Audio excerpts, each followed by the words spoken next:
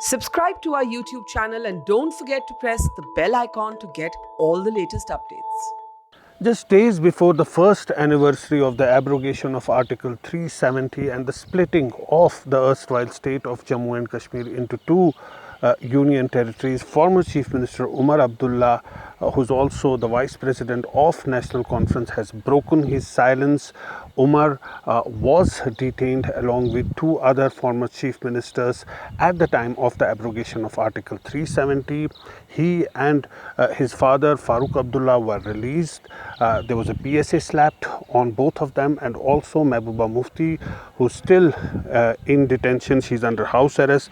Now Omar Abdullah has written an article for the Indian Express. He says that having been a member of the most empowered assembly in the land, and that too as a leader of that assembly for 6 years, I simply cannot and will not be a member of a house that's been disempowered the way ours has.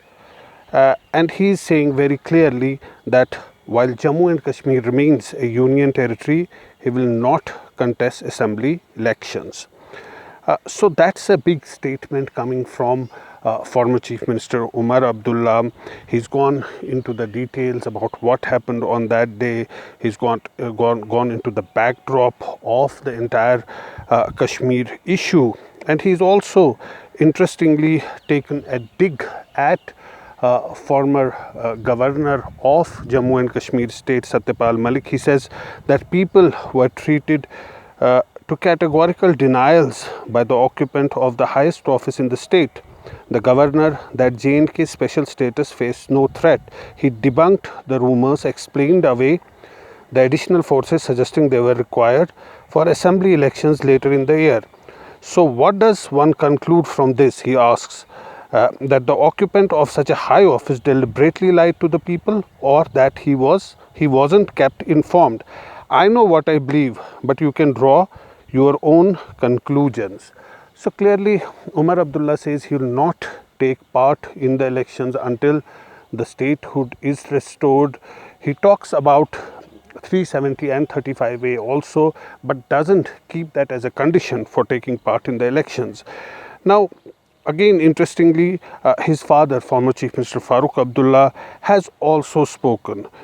Now he's saying that, he's also given an interview in which he says that the changes were a betrayal of the trust reposed by the people of Jammu and Kashmir when state acceded with the Union of India, and they're looking up to the Supreme Court, on J&K statehood and special status. Now this was his first interview after the abrogation of Article 370, which he's given to a news agency.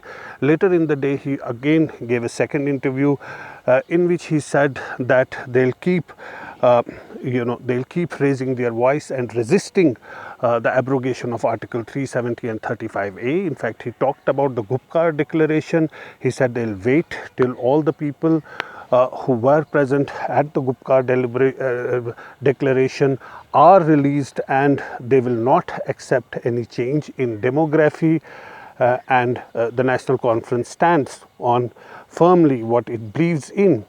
Now the question is that does Omar Abdullah speak for himself or for the entire National Conference party? And when Farooq Abdullah says they'll wait till all the people who were a part of the Gupkar declaration are released, now does that mean that National Conference will wait for a consensus to emerge when all of them are released and then take a final call?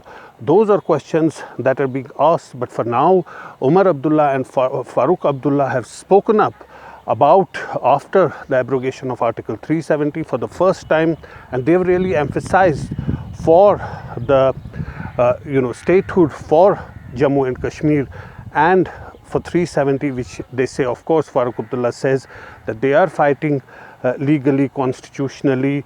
What he says was an unconstitutional move, and they'll keep on fighting for the restoration of statehood 370 and 35A by constitutional means. In Srinagar, Zafar Iqbal.